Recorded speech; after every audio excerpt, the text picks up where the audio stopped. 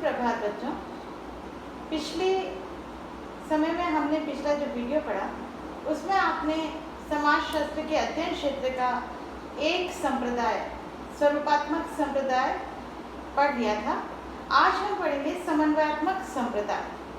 समन्वयात्मक संप्रदाय वह संप्रदाय है जो समाजशास्त्र को एक सामान्य विज्ञान बनाने के पक्ष में है।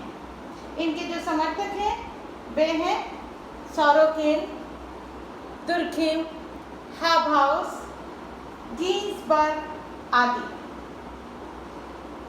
समाजशास्त्र के ये संप्रदाय वाले दो तर्क देते हैं।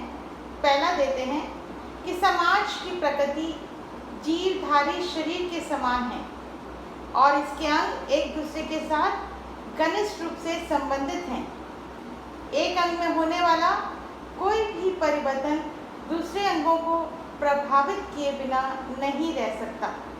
अतः समाज को समझने के लिए उसकी विभिन्न इकाइयों के पारस्परिक संबंध को समझना आवश्यक है। इसीलिए समाजशास्त्र को एक सामान्य विज्ञान बनाया जाए। दूसरी बात वह कहते हैं कि समाजशास्त्र को एक सामान्य विज्ञान बनाने के लिए प्रत्येक सामाजिक विज्ञान के द्वारा समाज के किसी एक भाग या पक्ष का अध्ययन किया जाता है, जबकि ऐसा कोई भी विज्ञान नहीं है जो कि संपूर्ण पक्षों को मिलाकर अध्ययन कर सके। अतः समाजशास्त्र को एक सामान्य विज्ञान बनाया जाना चाहिए। समाज की वास्तविक प्रकृति को समझने के लिए उसे संपूर्ण रूप में देखना आवश्यक है, अन्यथा हमारा ज्ञान अति संकुचित और एकांकी हो जाएगा। और इस संप्रदाय को ठीक से समझाने के लिए अलग अलग विद्वानों ने अपने विचार प्रस्तुत किए हैं। हम सोरोकिन के विचारों को देखेंगे। सोरोकिन ने अपनी बात को समझाने के लिए आपने लिखा है कि मान लीजिए यदि सामाजिक घटनाओं को वर्गों में वर्गीकृत कर दिया जाए और प्रत्येक वर्ग का अध्ययन एक विशेष सामाजिक विज्ञान करे, तो इस विशेष सामाजिक विज्ञानों के अतिरिक्त एक ऐसे विज्ञान की आवश्यकता होगी जो सामान्य एवं विशेष विज्ञानों के संबंधों का अध्ययन करे। कोई भी सामाजिक विज्ञान पूर्णतः स्वतंत्र नहीं है। प्रत्येक को किसी न किसी रूप में अन्य पर निर्भर रहना पड़ता है। इसका कारण यह है कि विज्ञान द्वारा समाज विज्ञान के एक पक्ष या एक विशिष्ट प्रकार की घटनाओं का ही अध्ययन किया जाता है, जबकि विभिन्न घटनाएं पारस्परिक रूप से एक दूसरे को प्रभावित करती हैं। अतः एक ऐसे सामान्य विज्ञान की आवश्यकता है जो विभिन्न सामाजिक विज्ञानों के निष्कर्षों में समन्वय स्थापित कर सके, ताकि समाज को समग्र रूप में समझा जा सके। उन्होंने इस बात को निम्न प्रकार से समझाने का प्रयास किया है कि हमारे जीवन में विभिन्न प्रकार के संबंध होते हैं, जैसे आर्थिक संबंध, राजनीतिक संबंध, धार्मिक संबंध, वैधानिक संबंध, मनोरंजनात्मक संबंध। इन सभी संबंधों को आप देखेंगे, ये ABCDEF, इनमें ABC एक सामान्य रूप में चलने वाले तत्व हैं, ताकि और अन्य DEF, GHI, JKL, MNO, PQR यह कुछ अलग हैं। उससे ऐसे लग रहा है कि ABC ही ऐसे सामान्य तत्व हैं और इन्हीं सामान्य तत्वों या अंतर संबंधों का अध्ययन समाजशास्त्र में किया जाता है। मैकाइवर एवं पेज के अनुसार समाजशास्त्री होने के नाते हमारी रुचि सामाजिक संबंधों में है।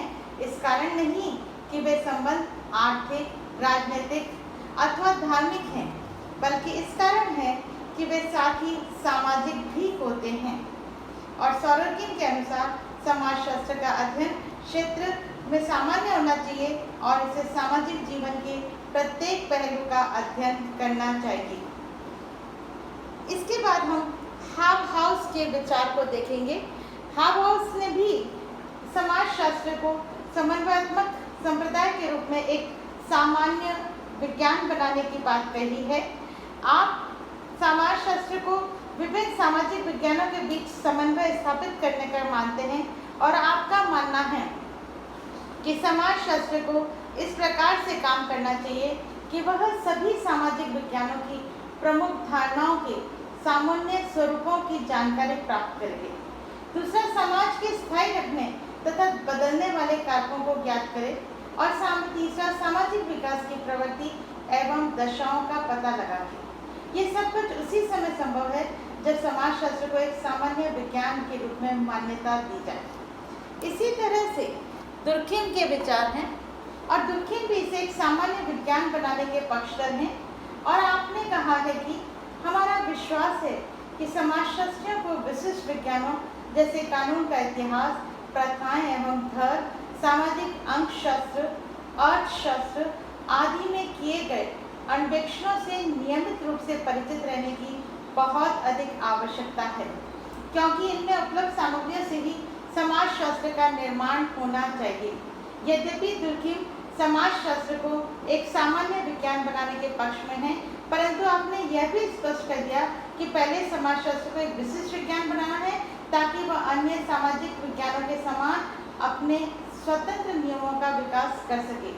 अतः आपने समाजशास्त्र में सर्वप्रथम उन सामाजिक तथ्यों के अध्ययन पर जोर दिया जिनसे सामाजिक प्रतिनिधानों का निर्माण होता है।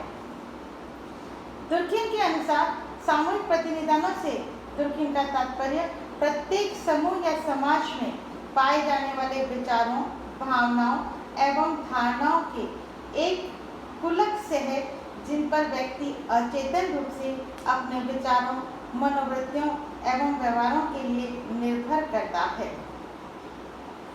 इस तरह से दुर्खिम भी सामूहिक प्रतिनिधानों के अध्ययन पर जोर देते हुए और ये कहते हैं कि इस तरह विभिन्न धारणाएं और भावनाएं हमारी सामूहिक शक्ति का रूप धारण कर लेती हैं, जिसके आधार पर इन्हें सामूहिक प्रतिनिधानों का नाम दिया जाता है।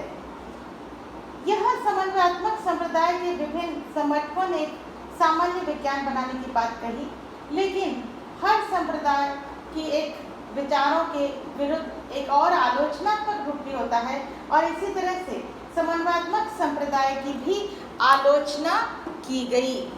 और इस आलोचना को निम्न रूप में इसके जो आरोप हमारे सामने प्रस्तुत है वह यह थे कि पहला, यदि समाजशास्त्र में सभी प्रकार के सामाजिक तथ्यों एवं प्रघटनाओं का अध्ययन किया जाएगा तो अन्य सामाजिक विज्ञानों की खिचड़ी मात्र या हरफन मौला विज्ञान बन जाएगा। दूसरी बात यह कही गई कि यदि इसे एक सामान्य विज्ञान बनाया गया तो इसका अपना कोई स्वतंत्र क्षेत्र नहीं होगा, ये सिर्फ ऐसी दशा में वे दूसरे विज्ञानों पर आश्रित हो जाएगा।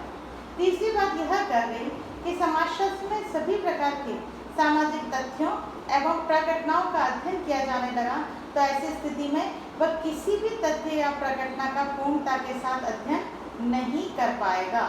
और चौथा जो आलोचनात्मक तर्क प्रस्तुत किया गया वह यह था कि यदि समाजशास्त्र विभिन्न सामाजिक विज्ञानों का योग या संकलन मात्र होगा तो इसकी अपनी कोई निश्चित पद्धति विकसित नहीं हो पाएगी। इस तरह से दोनों ही संप्रदायों का अपना अपना महत्व रहा है।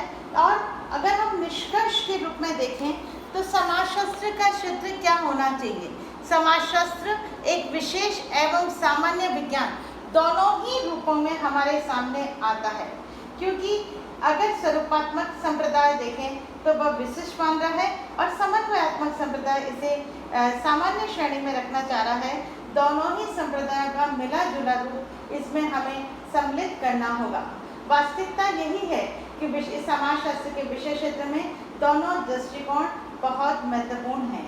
जहाँ समाजशास्त्र के विषय क्षेत्र के अंतर्गत एक और सामाजिक प्रघटनाओं के अध्ययन में विशिष्ट दृष्टिकोण पर बल दिया जाता है, वहाँ दूसरी ओर सामाजिक घटनाओं के सामान्य पक्षों का समन्वयात्मक दृष्टिकोण से भी अध्ययन किया जाता है।